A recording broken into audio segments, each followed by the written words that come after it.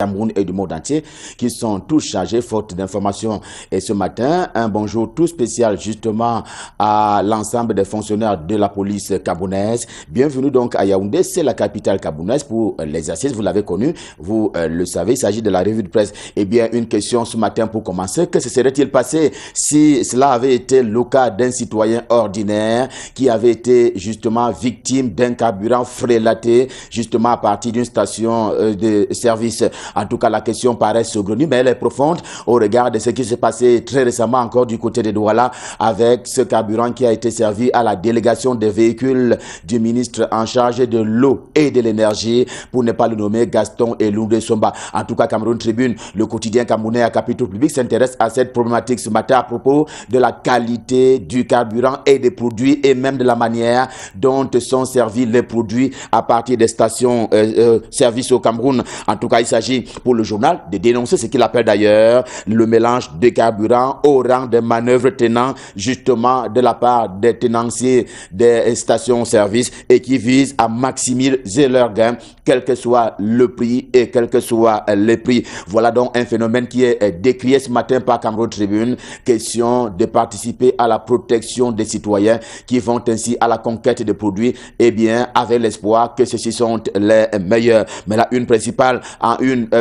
justement de Cameroun Tribune ce matin, c'est bien entendu ce que vous le voyez, à savoir que le président camerounais va donc parler ce soir. Il va s'adresser à la nation à l'occasion d'un discours radio-télévisé. Eh bien, l'heure indiquée est naturellement 20h, selon les termes qui sont contenus dans un communiqué qui a été rendu public par le ministre directeur du cabinet civil à la présidence de la République, Samuel Mvondo Ayolo, qui communiquait ainsi cette posture présidentielle à propos de la communication qui s'en va avoir lieu ce soir même sur les antennes de la radio et de la télévision à capitaux publics. J'ai nommé la CRTV. Et selon le jour, édition de ce jour, c'est le journal d'Aman Mana. Eh bien, c'est parce que la CAN est justement l'un des problèmes qui ont amené le Cameroun à rentrer dans une espèce de crise. Il y a donc cette canne ratée, il y a d'autres phénomènes. Il faut y ajouter, bien entendu, la crise dite anglophone. Il y a l'insécurité dans la région de l'extrême nord, autant que celle du soleil levant.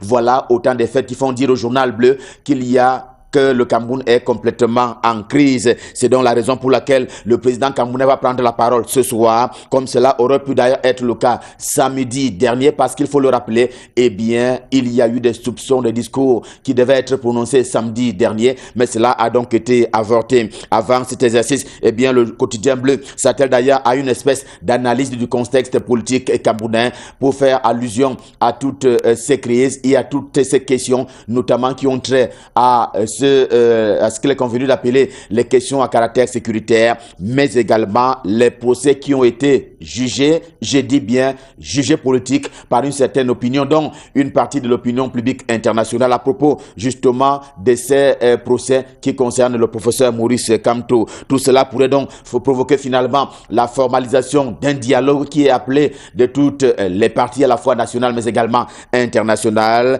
Aussi, le quotidien Émergence répond-il lui-même à la question qu'il se pose, à savoir que va dire Paul Biya aux citoyens ce soir à l'occasion de cette adresse à la nation? Le journal sait que le pronostic vital camerounais est quelque peu entamé et je le cite, d'où donc des grandes annonces qui sont attendues à l'issue de ce discours. Par exemple, le regroupement des régions pour aller droit vers la décentralisation qui fait également partie d'une des revendications justement d'une certaine opinion à propos de la manière dont le pays est géré, estimant qu'il est un peu trop centralisé ici même à Yaoundé. Mais tout cela reste spéculation si l'on s'en tient justement à la vérité qui est proposée par le quotidien bleu, édition de ce jour. Mais au contraire, ce ne sont plus des spéculations pour parler de l'ENAM, l'École nationale d'administration et des magistratures, école de la honte. En tout cas, ces termes sont du quotidien Émergence dans sa livraison de ce jour. Cette fois-ci, ça sent pas bon au point où le journal parle de cette école, je le disais tantôt, d'une école de la honte nationale qui est ainsi administrée par son directeur général. Incroyable, mais vrai. Un candidat qui est arrivé 3e et même major lors des admissions définitives, finalement, se retrouve sur la liste d'attente à propos des mêmes résultats d'admission, donc d'accès et d'accession à l'École nationale d'administration et de magistrature, malgré justement La diversion du ministre Joseph Lé en charge de la fonction publique et de la réforme administrative. Le journal parle ainsi de diversion.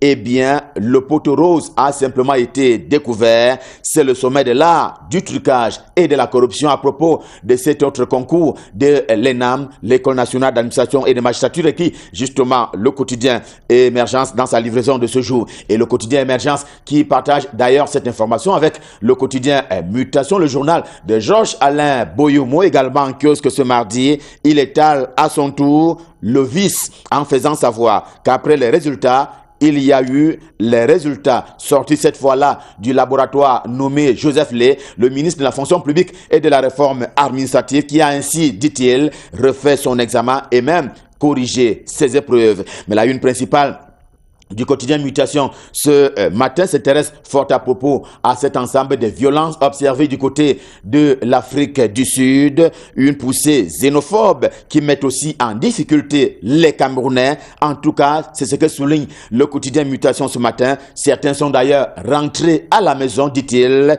précipitamment, au point où, curieusement, le gouvernement de la République ne s'est pas prononcé là-dessus. C'est un peu un reproche qui est formulé par le quotidien Mutation ce matin en direction du ministre en charge des relations extérieures et justement qui ne s'est pas prononcé à propos justement de ces violences qu'ont subies les Camerounais, contrairement au Nigeria voisin qui justement lui s'est saisi de ce dossier et finalement il a agi en faveur de ses enfants, les enfants du Nigeria. Il faut espérer avec la primaire de l'info également en kiosque ce mardi que cela ne freine pas les relations diplomatiques entre l'Afrique du Sud et les autres pays de l'Union africaine d'une part et d'autre part avec le Cameroun qui s'en va ainsi réaliser, vous allez le voir en deuxième une de la primaire de l'info, le Cameroun qui s'en va réaliser donc un complexe hôtelier, ce sera du côté du lac municipal, ici même à Yaoundé. La une principale de la primaire de l'info s'apaisantit ce matin sur les faits à mettre justement à l'actif d'une construction de trahison autour de Paul Biya, autour du président de la République Paul Biya, la canne ratée, l'école pas en carton plein ou même les coupures d'énergie électrique on ne peut plus répétitif. Voilà donc autant de faits qui sont rassemblés dans un paquet par la primaire de l'info. Question de démontrer qu'il y en a qui en veulent au pouvoir de Paul Biya et qui sont d'ailleurs dans son propre camp. On comprend pourquoi tout de suite le point hebdo également en kiosque ce matin conclut à une espèce d'attente et même de seuil d'angoisse de la part du président camerounais Paul Biya. Paul Biya qui n'a plus eu droit à un grand moment de repos au regard justement des mots qui minent et traversent la République tout entière. Et pour y remédier, le journal annonce d'ailleurs une espèce de purge jamais vécue sous le ciel du renouveau. Et cela va s'opérer à toutes les strates de l'appareil gouvernemental, apprend-on du journal dans sa livraison de ce jour. Et c'est le cas de le signaler, la PCC, la Presbyterian Church of Cameroon, est en crise. Et c'est d'ailleurs une crise dont parle le quotidien camerounais d'expression anglaise. The Guardian pose des plus belles lurettes. En tout cas, il remet cela ce matin sur la table, sur la sellette à cause de la rentrée scolaire, notamment pour ce qui est des salaires des enseignants issus des écoles de cette congrégation religieuse au Cameroun, qui sont encore aux abois et malheureusement la crise et la guerre continuent. Pas de guerre comme celle justement qui est menée par l'ART, l'agence de régulation des télécommunications, mais c'est tout comme, et bien Sudinfo Plus également en kiosque ce matin revient sur les manquements qui ont été observés depuis quelque temps d'ailleurs par les autorités compétentes en la matière, compétentes donc pour réguler le secteur de téléphonie mobile et donc de télécommunications. Eh bien, il s'agit de ces entreprises opérant dans le secteur qui justement en font simplement à leur tête, eh bien cela aux grandes dames des consommateurs camerounais, mais rien ne sera plus comme avant, averti pour sa part l'ART, l'agence de régulation des télécommunications qui s'est, pour ainsi dire, saisie de ce dossier et qui va donc devoir agir et acter dans l'intérêt bien compris des Camerounais. Rien ne sera donc plus comme avant, à l'image de ce qui a d'ailleurs été annoncé dans le secteur des logements sociaux. On a bien évoqué il y a quelques mois maintenant que désormais les Kansik et leurs maisons vont désormais coûter un peu plus cher que par le passé. En tout cas, depuis l'arrivée du nouveau directeur général à la tête de cette entreprise, on va devoir revoir à la hausse les prix justement de ces logements sociaux. Le quotidien, vous le voyez également en kiosque ce matin, a suivi de près les activités de la ministre Célestine Ketcha-Courtès en charge de l'habitat et de l'urbanisme et du développement urbain. Eh bien, ce sont donc les actes qui sont posés. Question justement d'aller voler le feu. C'est précisément le cas avec ce cours on ne peut plus spécial qui lui a été dispensé par la partie tunisienne à propos de la visite qu'a effectuée au Cameroun le ministre tunisien en charge de l'habitat, de l'équipement, mais également de l'aménagement du territoire qui vient ainsi d'achever à Yaoundé au Cameroun une visite on ne peut plus officielle aux côtés de la ministre Célestine Ketcha-Courtès. Les affaires économiques également au menu de la presse ce matin qui guide d'ailleurs les pas du journal de Justin Blaise Akono, j'ai nommé Camer Presse, tout aussi en kiosque ce mardi, dans ce sens que le groupe Bolloré a depuis été prié de quitter le port autonome de Douala s'agissant de la gestion du terminal à conteneurs du port de cette cité, j'ai nommé Douala. C'est comme si c'était déjà fait car on en est à ce moment dans l'attente d'un communiqué officiel. Eh bien, le successeur est connu. Le détective justement de Patrick Choua traite aussi de cette question ce matin. Il le sait, il aura une meilleure offre. Il y aura donc une meilleure offre de ce côté-là au terminal à conteneurs de Douala, la capitale économique du Cameroun. La concession ne souffre de rien. Il y a juste que l'offre de DP World et TLE sont donc sur la balance. Il va falloir confronter les deux offres à l'issue d'ailleurs d'un appel à manifestation d'intérêt à caractère international qui guide justement cette opération visant à moderniser le port autonome de Douala. C'est d'ailleurs une façon pour le journal de faire régner l'orthodoxie en matière justement du choix du successeur du groupe Bolloré du côté de Douala. Tribune d'Afrique de Faustin Djikam est également en kiosque. Lui aussi traite de cette problématique. Il se demandait si le groupe Bolloré croyait qu'on lui en voulait personnellement, que non. Il s'agit juste d'une concession et une concession qui naît, qui grandit et qui meurt d'ailleurs à l'image de l'être humain. Et pour aller tout droit, intégration de Thierry Ndong, également en kiosque ce jour, lui aussi très intéressé par cette question du port autonome de Douala et le journal qui se veut formel. Eh bien, le remplaçant du groupe Bolloré du côté du port autonome de Douala, c'est TRL, vous le voyez bien en une principale. Eh bien, c'est donc une filiale de ce groupe italo-suisse qui a donc manifestement tous les atouts pour pouvoir succéder au groupe Bolloré du côté du port autonome de Douala. Rendu justement à ce moment de la revue de presse, on va dire un mot en politique encore avec cette fois-ci Afrique Info de Ngelfis, également en kiosque ce mardi, qui cherche à savoir où est passé le rassemblement démocratique du peuple camerounais RDPC dans le département d'Union et Kélé. Nous sommes dans la région du centre. Et bien, sur ce terrain-là, manifestement, le RDPC se veut de plus en plus absent au bénéfice de l'UPC, l'Union des populations du Cameroun. Le président de la délégation départementale pour le compte du RDPC de cette circonscription politique, eh bien, manifestement, n'est plus visible sur le terrain au même titre que les membres de la dite délégation. Sur le terrain agricole, justement, cette fois-là, parlons-en avec la revue de l'économie rurale qui célèbre ce Camerounais, un Camerounais qui vient donc de révolutionner l'alimentation des poussins au Cameroun. C'est d'ailleurs une proposition qui est faite à l'adresse de la sous-région, l'alimentation des poussins. Eh bien, petite histoire, l'aliment ainsi questionné est sain et il est d'ailleurs granulé. C'est donc une invention de la part d'un agronome camerounais. De qui s'agit-il? Comment cela se passera-t-il? Avec qui? Comment le faire? En tout cas, toutes ces réponses sont contenues en guise de guide dans le journal. J'ai donc nommé la revue de l'économie rurale, également en kiosque ce matin. Et ce matin, l'épervier de Leprocovis Nudjo, tout aussi disponible en kiosque, nous parle de deux sujets majeurs. D'abord, en une principale, vous allez le voir, eh bien vous le voyez, il y a d'abord cette découverte qu'il existe une espèce de taxe à témoin auprès des juridictions militaires camerounais. C'est grave, dit-il, de telle sorte qu'ils dressent justement, il dresse lui le journal, les portraits de ces pratiquants donc de cette vaste opération de corruption pour ce qui est justement des tribunaux à caractère militaire au Cameroun. Et en deuxième une édition de ce matin de l'épervier, il y a peut-être plus quelque chose de, il y a un peu plus quelque chose de guerre. Et cette chose de guerre-là, c'est le journal qui annonce le mariage entre Valsero et Ershka Kaikonen. Eh bien, ils se sont mariés comme prévu et le journal en tire d'ailleurs les conséquences au plan, dit-il, diplomatico-politique. En tout cas, il en a parlé depuis belle lurette et aujourd'hui, c'est fait et il en tire les principales conclusions. Et avec l'épervier de Léopold Nujo, revue de presse Made in Yaoundé, stop fin pour ce rendez-vous. Le cœur enfermé de joie, bien entendu, nous vous avons servi. On prend rendez-vous pour demain quand il sera 7 h pour le même exercice. Pour le moment, repartons à Douala pour repasser le pouvoir entre la main de Thierry Carole et Sofiane Keye pour la suite et la fin de Canal Matin. C'est à vous Thierry Carole, c'est à vous Sofiane, c'est à vous Douala. Merci beaucoup, Monsieur Gislain Pierre Sono, avec bien entendu mon soleil Sofiane Keye. Ici, nous allons continuer la revue de presse et nous allons démarrer nous allons poursuivre, j'allais dire, avec le quotidien Le Messager. Oui, pour le quotidien Le Messager, l'ENAM, l'École nationale d'administration et de magistrature, est la caserne d'Ali Baba. Dans un communiqué signé dimanche dernier, le ministre de la fonction publique, en avouant le scandale qui a entaché les admissibilités 2019-2020, expose donc les deux visages de la gestion des concours dans notre pays et dévoile les pratiques ténébreuses de cette prestigieuse école. Toujours à la une du quotidien, Le Messager adresse à la nation Paul Biya et le discours de toutes les incertitudes.